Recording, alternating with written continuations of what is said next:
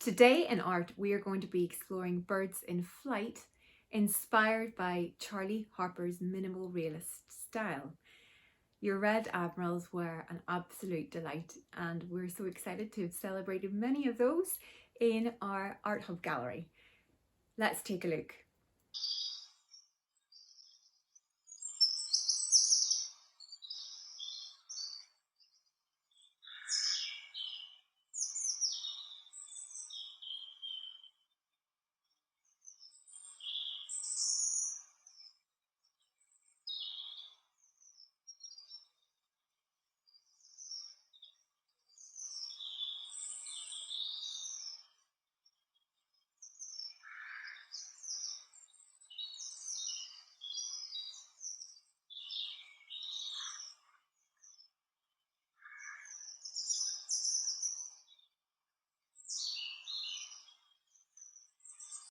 Thank you for that wonderful display of creativity. The vibrant colours sing through each one of those.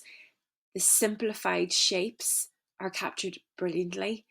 And I love, Kit, yours at the end there. You've explored another of Harper's works, Snowy Owl, and followed the same minimal realist style. Absolutely wonderful. Well done, everyone. Today we're looking at birds in flight, the first being Round Robin by Charley Harper. What do you notice about this image? You may notice the symmetry of the two robins, as if they're mirrored. You may say there's a bit of a scuffle going on and some feathers are lost. Yes, all absolutely right.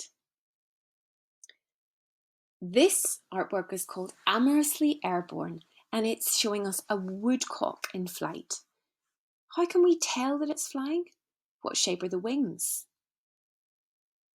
And what is the effect of that dashed, curved line? Yes, is it showing us the direction of flight? Up, up, up into the sunny sky. Minimal background, but that lilac contrasts really well with the brown of the bird's plumage. Owl is back, and we've got him capturing his prey. What is it? Yep, looks like a poor little field mouse. And how do we know that the owl is swooping into a field? Well, there's just the suggestion of long grasses there. Smooth, curved shapes, rounded shapes. So effective. What's this bird called? Yep, it's a puffin.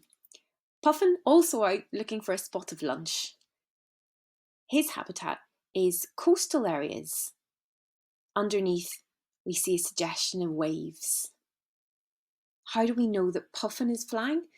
Well, he is hovering in the air, and Harper has used line work to show the flapping motion of the wings, as if there are multiple wings moving through the air.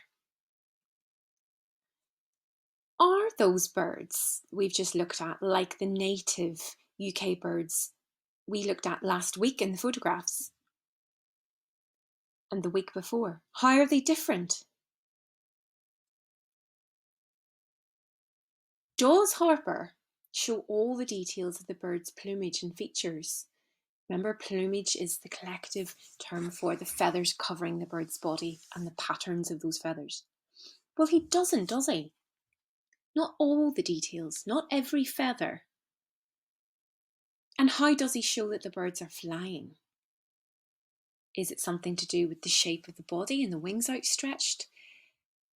The suggestion of the constant beat of the wings through the busyness of the lines? Minimal realism we explored last week. When an artist simplifies birds and animals, or anything else really, as much as they can, but people can still recognise what it is. We're continuing to think about this style this week as we explore birds in flight.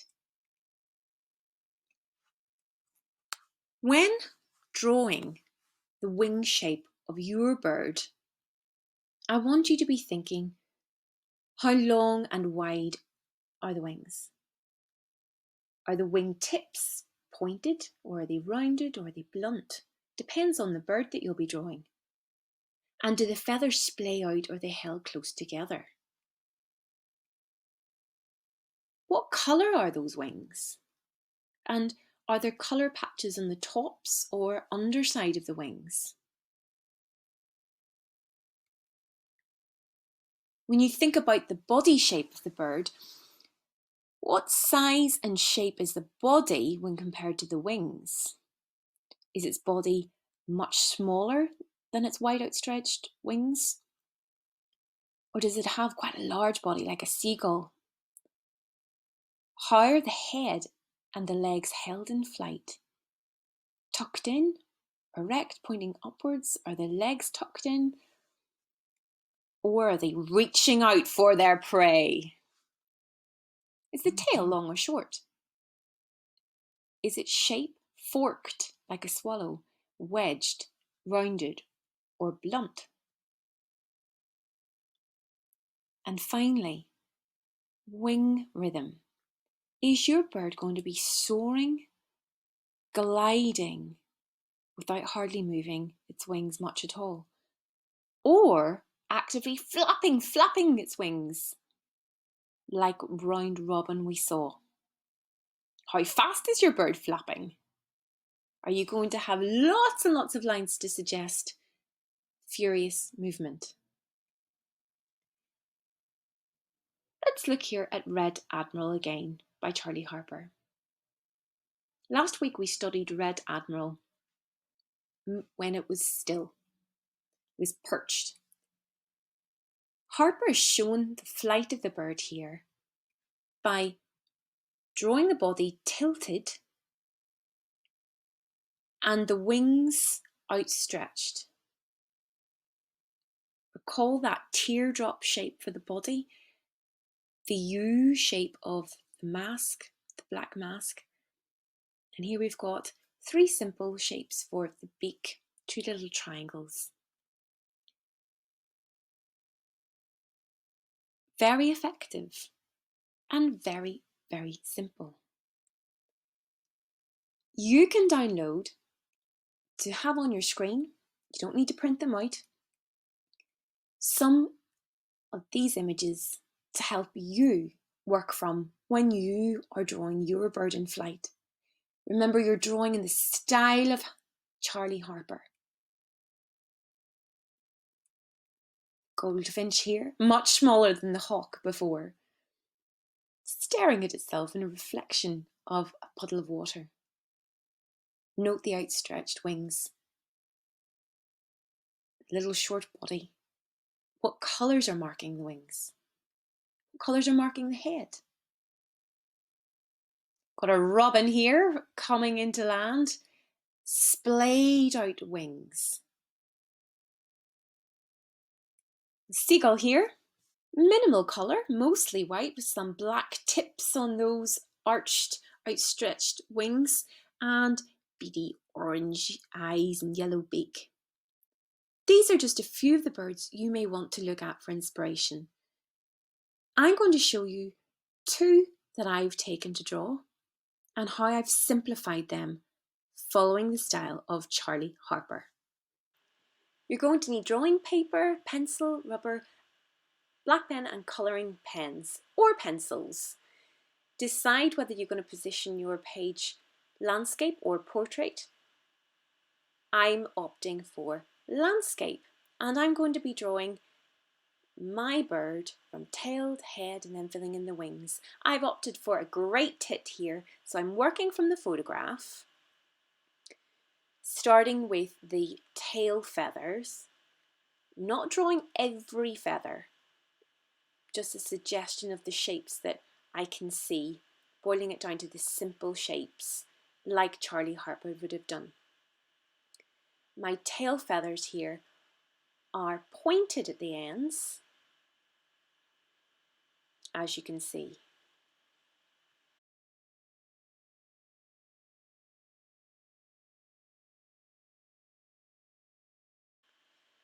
moving up into the curved, slightly rounded shape of the body of the bird. Sketch lightly so that if you need to go back over and correct any lines, you can do that and it won't be difficult to rub out. Looking at my little beak shape here, and then down into the wings. They're splayed out, meaning there's space between the feathers and the wings. As you can see, I'm making my shapes stick out, pointed.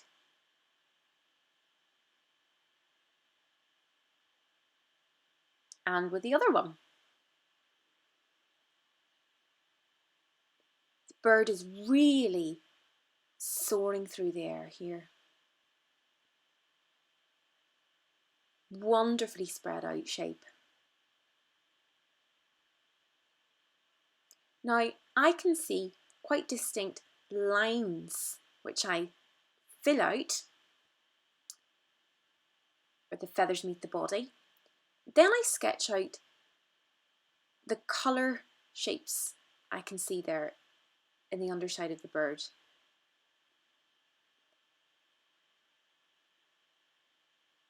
And the patch of white there, it's like a teardrop there with the little eye just above. Very important. Don't miss that out.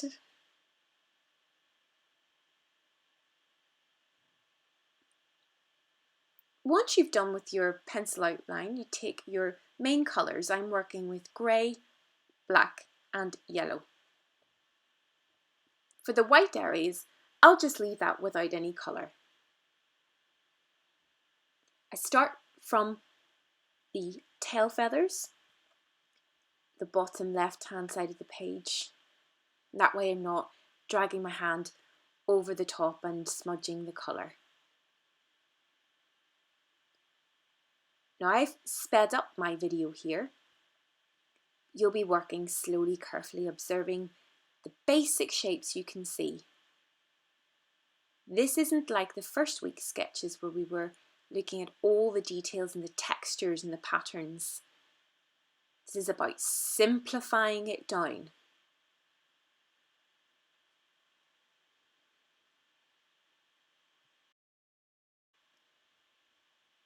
When you're completing the tips, drawing the colour into the tips of the wings, just make sure you're precise with your pen control there, because you really want to make sure that's a sharp point where you see a pointed, sharp shape. Bringing my yellow into the body, smooth, one direction strokes, outlining the area that you're going to be colouring that's distinct from the other colour. That way you can keep your two areas separate and avoid crossing over any lines. The yellow is such a great contrast to the black and the grey. A real wee pop of colour. The great tit is noticeable for this feature.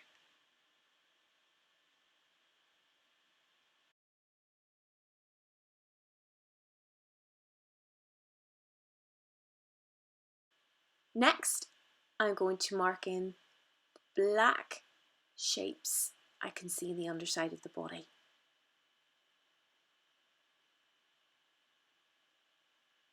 Which bird will you choose? Maybe you have a favourite bird. Maybe you're really into birds of prey, like eagles and hawks. That would be fascinating to see how you could simplify those. What will the talons look like? How sharp will they be? Maybe you love garden birds. You might want to take the bird that you drew in week 1. I saw a gorgeous selection of those. I drew a wren. Perhaps you'll return to that little bird and try redrawing it again, but in this minimal realist style. It'd be really interesting to see the differences in those two drawings to compare. Going now over the white marking on the face, this sort of teardrop shape, carefully outlining the eye. I'm going to leave a little dot of white in the eye. That'll help it stand out. Doesn't take much, just that one little circle of white, but it's really effective.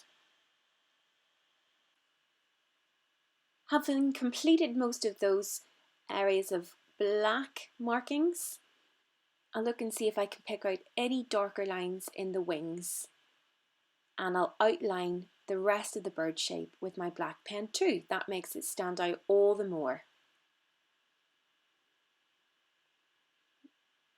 So I've found triangle shapes I can see in the photograph there, some diamond shapes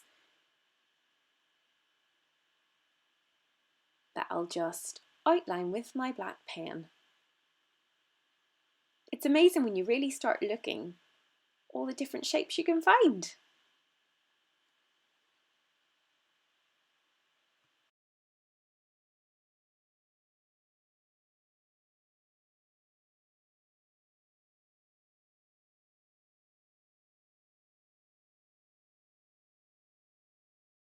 I've filled in most of those areas of grey, going back over with my black felt tip pen. As I say, do not worry if you want to use colouring pencils, that works just as well. Darker than you dare, lighter than you like. Right at the tips here, I see it's darkest, so I'm going to be bold with my black colouring here, but precise to get the sharpness of those pointed wing tips.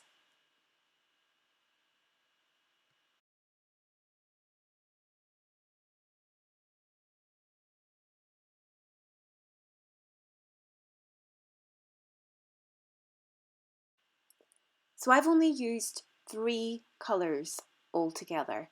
Do work with a minimum number of colours, 3, maybe maximum 4. By limiting the colour range, you're simplifying further and outlining finely everything in black.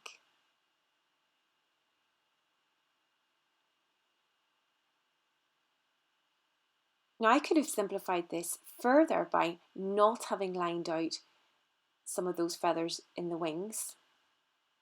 I'm going to show you next an example of how I do that with a puffin, how I simplify its form even more. Perhaps you'd like to show where your bird is flying, draw in a suggestion of background. But please do sign and date your work and send it in to us. Here he is, my Puffin, proudly holding his lunch in his brilliant orange beak. I've used black and orange for my shape and colour. Note the rounded lines of the body and the tail feathers in contrast to the more pointed shapes of the webbed feet. The shape of the sardine there, the fish in the mouth.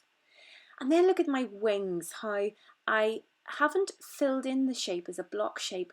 I've just broken it down into basic lines. My eye there, a triangular shape with a smaller triangle inside, and then finally a circle black. I can see that his pupil is black but is surrounded by this orange iris, so I'm colouring that in. Limited amount of orange, but it's really effective against the black and the white. Very recognisable bird, the puffin.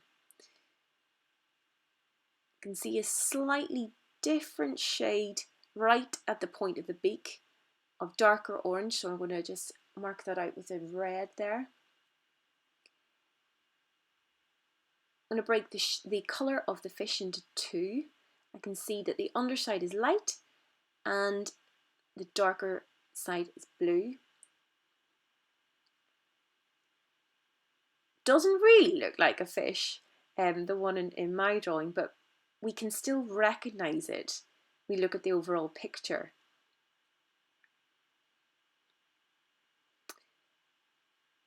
Really think about that wingspan and how you can show active movement. Simplifying my background, the suggestion of smooth waves underneath to show that my puffin is just skimming the surface of the water. Maybe you'll have a go at your own puffin.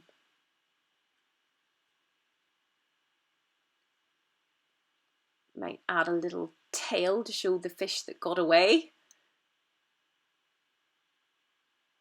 Have a bit of fun with this, with your backgrounds. And a few more little splash shapes. Again, all just communicated with simple line strokes. Some water dripping off my fish as he's hoiked from the seas. The blue's a nice contrast to the orange there again. And here I'm showing droplets of water with basic dots, dot patterns. Well done. Goodbye from me and from Mr. Robin.